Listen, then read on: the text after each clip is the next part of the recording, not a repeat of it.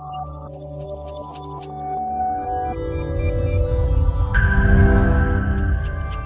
ufanyaji kazi wakasifu, kwa sababu wakati tukiwa safarini hapa duniani amelisikia hamu inayowaka kukaa katika nyumba yako.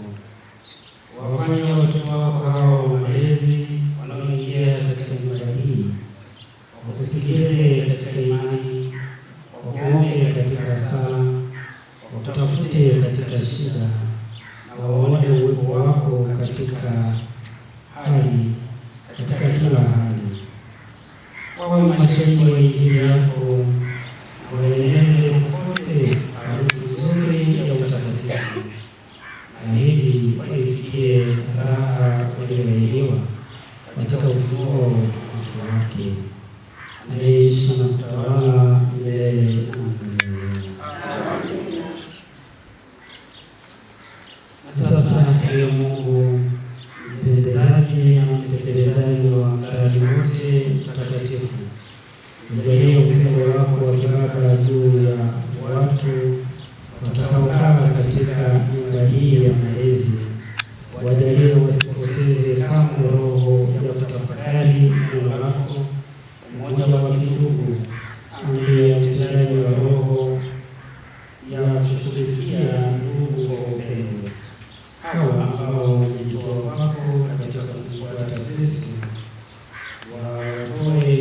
watoe ushuhuda hai wa wafu wao na watu wote, wakutukuze jina lako kwa njia ya Kristo Bwana wetu.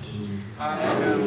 Sasa kwa neema na baraka zako ya Baba na Mwana na Roho Mtakatifu, shuke katika nyumba hii ya malezi na wale wote watakaokuwa humu na walezi wao, ili basi neno lako liendelee kuhubiriwa na maisha yako yaingie yapitishwe katika nyumba hii kwa njia ya Kristo Bwana wetu.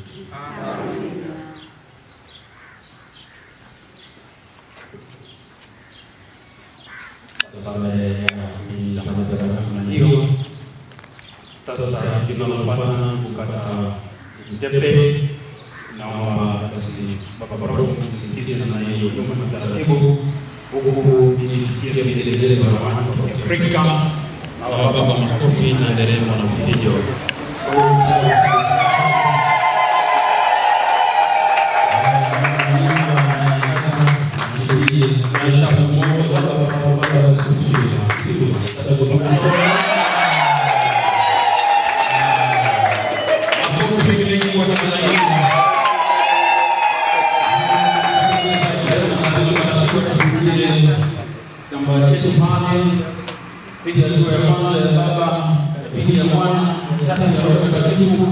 Makofi mengi kabisa.